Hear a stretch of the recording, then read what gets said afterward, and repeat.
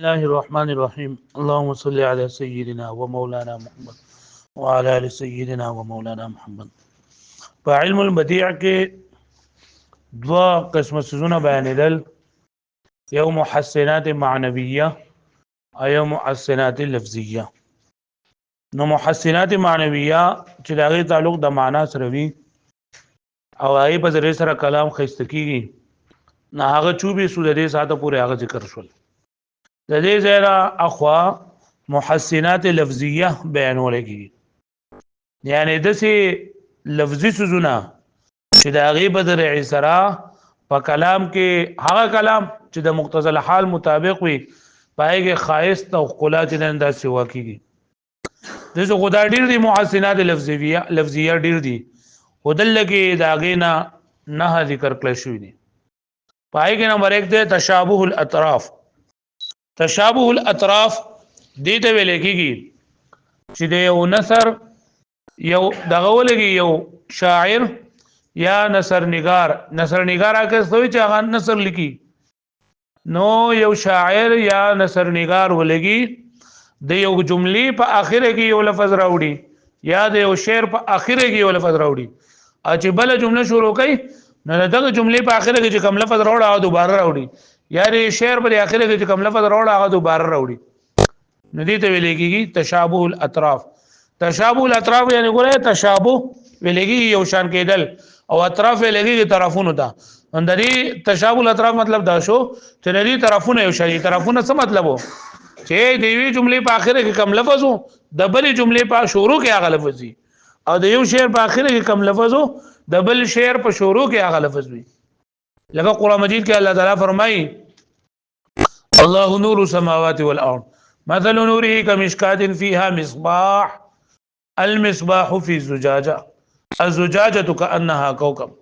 نګور د یوې جملې په اخره کې فيها مصباح على بل جملې په شروع کې المصباح، نو مصباح باندې شنو بیا المصباح في الزجاجة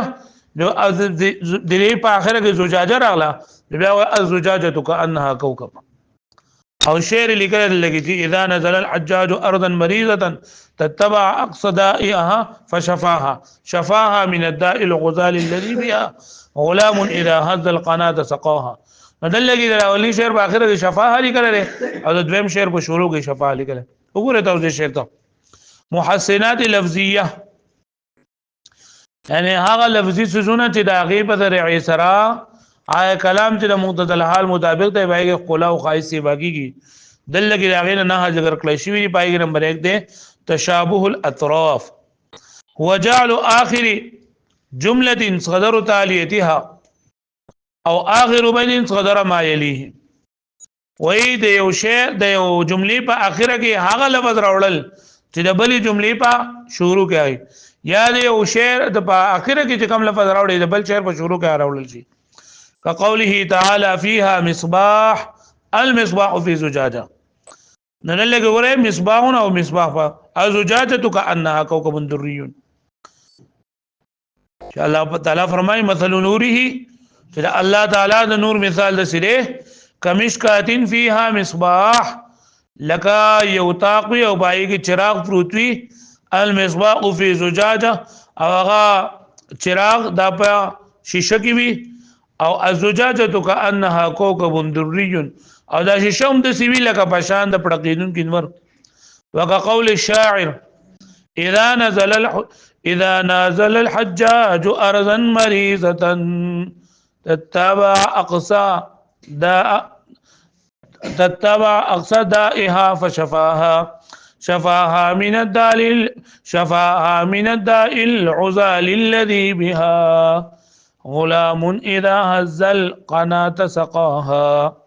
اذا نزل الحجاج نزل ينزل بمعنى گزیدل. اذا نزل الحجاج ارضا مريضه کله چې راکوشي حجاج دا یو خراب ازمکیتا یو بیمار ازمکیتا خراب ازمکا بیمار ازمکی نه مطلب دا دی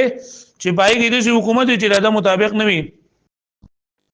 نو تتبع اقصى دائها شفاها تتبع تتبعا باب التفاعل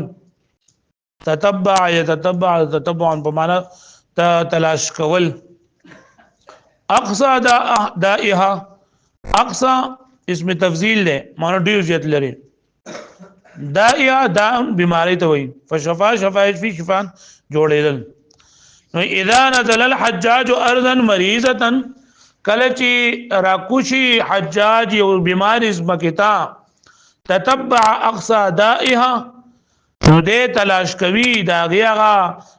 لری بیماری اخری بیماری فشفاها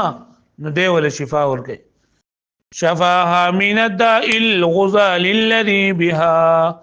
غلام اذا هز القناة سقاها. شفاها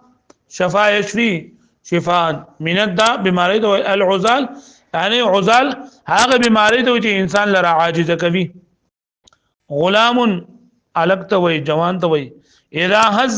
هز يغزو نصرين سره په معنا لقول. قنات د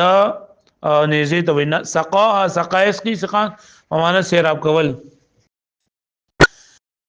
وشفاها من الداء العزال الذي بها بما دا جوړوي هغه لرا شفا ور کوي هغه لرا دا هغه بیمارینا دا هغه عاجز کوونکی بیمارینا الذي بها کم چاغه لګیدلی. غلام عادس نوجوان دی. اذا هز القناة کله چې نيزه وړه کوي سقاها نو هغه سیراب کوي به پری. مطلب دا دی کنه چې دا حجاج ابن یوسف ته سي بہادر سره دی چې کله یو جګی ته لاړ شي او پای کې کومې بیماریاں نه هغه بیماریاں تلاش کوي هغه بیماریاں نه جوړي. مطلب دا چې پدې کې کم خلک یو ځګی ته لاړ او پای کې کم خلک د خلاف کارونه کوي کم د خلاف لګیدلی وي نو د هغه خلکو خلاف چې نه هغه برابرای او دې ځوان دي چې بچا باندې لګیدې چې بیماری چې هغه لګ نه ختميږي نو د هغه بیماری هم د خلکو ختمي. پس باندې چې کله تور وړغې نه زوړغې نو به حل بریدي چې کله ډګه کړي نه دا سیراب کړي نه. نو دلته کې ګوره اوس محل الاستشهاد یعنی دا شعر سره پر وړل شوی دی چې دې شعر په اخره کې فشفاها راغی او دویم شعر په شروع کې شفاها راغی. بیا ګوره معنی ده اذا نازل الحجاج ارضا مریضه کله چې راغوځي حجاج دا زمکه د چې هغه مریض ای بیمار مطلب دا چې لکه هغه د موافق خلق پکې نه وي. تتبع اقصى دائها فشفاها نو ده تلاش کوي دا غیغه اخیری بیماری نو ده شفا ورکړي هغه ته. شفاها من الداء الغزال الذي بها و ده شفا ورکړي دا هغه علاج بیماری نه کوم چي ته لګیدل. غلام داسې نو جوان دی اذا هز القناة کله چې وړه کوي نه دا نو سقاها به سیراب کوي هغه لره. الجناس دیم نمبر جناس ده. جناس دې ته ویل کېږي چې دوا الفاظ د نطق تلفظ په اعتبار سره یو شان دي خو په معنا کې چې نه دا د یو بل نه جدا وي. الفاظ هم یو شان دي او دغه نطق یعنی شکل دایم یو شان دي خو دغه جدا معنی جدا وي. د دې جناس دوه قسمونه دي. یو د ویل کېږي جناس تام او یو د ویل کېږي جناس غیر تام.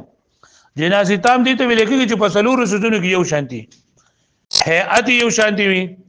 نوع یو شانتي وي او ترتیب یو شانتي وي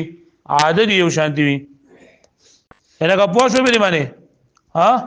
چې حروف چې راغلي د حروف هيئت عدد او نوع او ترتیب دا یو شانتي وي نو دې ته ویل کېږي جی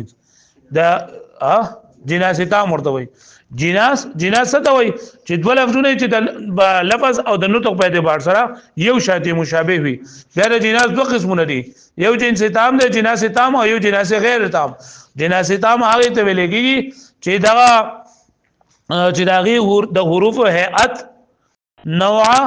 عدد او ترتیب یو شان دي. د دې څلور قسمونه دي. یو ته ویل کېږي متماثل، دویم ته مستوفا، دریم ته متشابه او څلورم ته مفروق. فلندو الفاظو کې دا دی متماثل دي ته وایي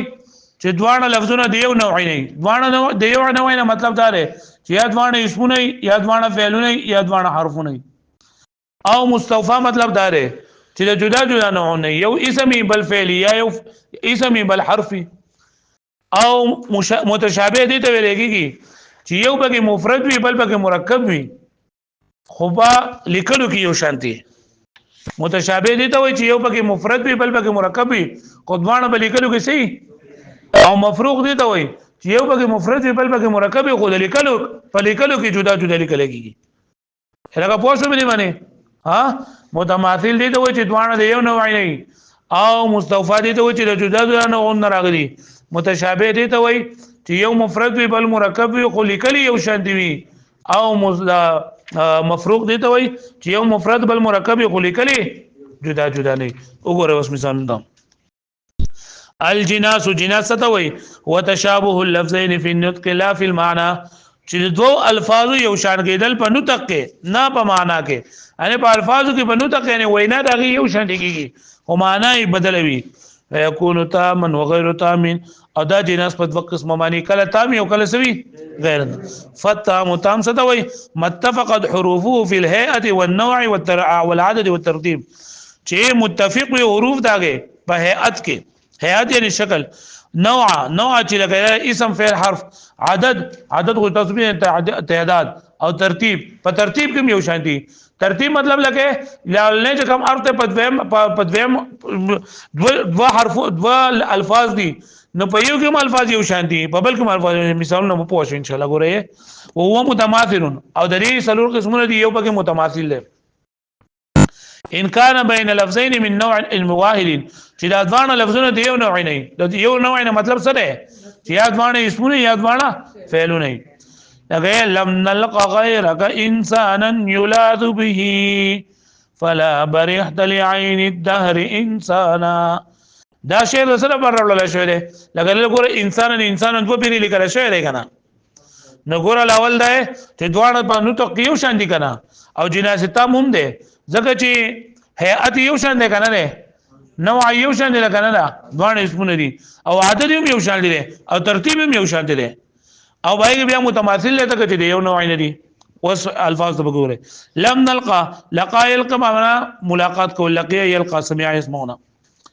انسان ته وای یولاد به لا یلوذ په معنا پنا غستل فلا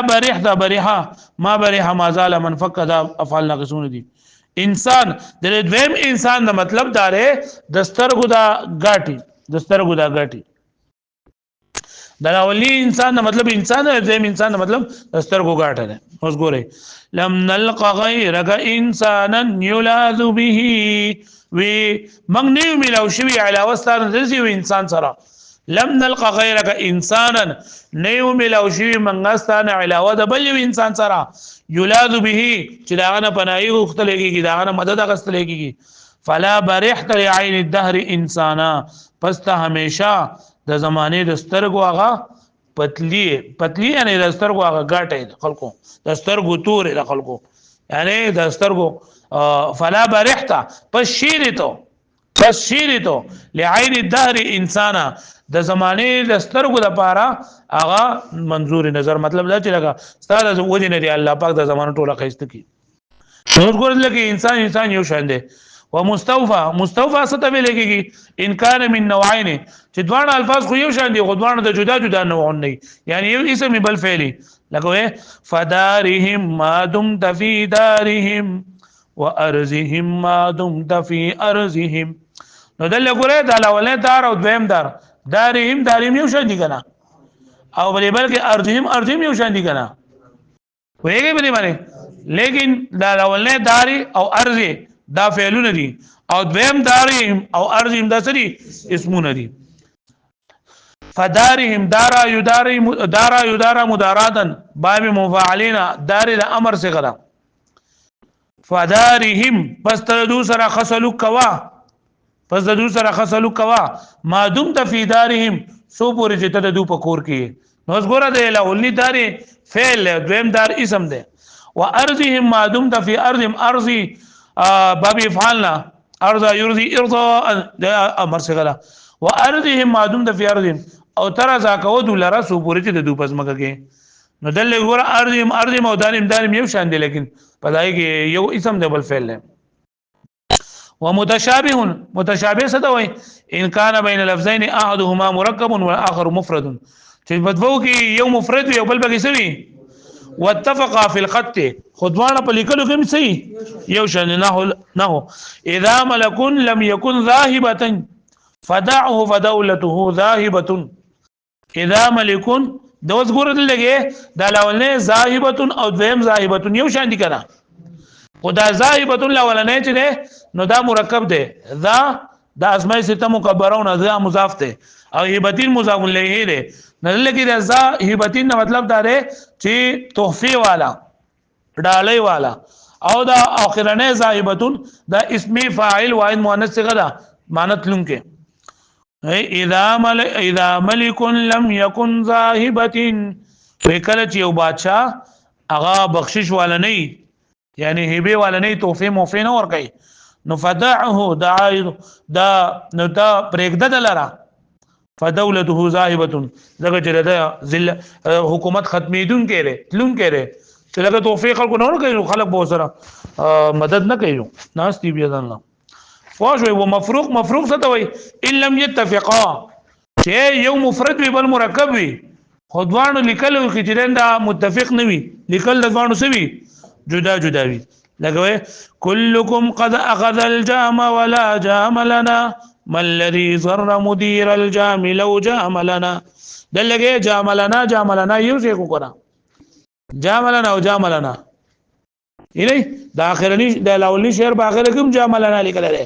او د اخر کوم جام لنا لیکل دي لیکن د الاول نه جام لنا دا چنین دا دغه جدا جدا دي او دا بل چې جامل نه دا یو ځای دی جامله کې خبره ده جاملنا کې خبره نه ده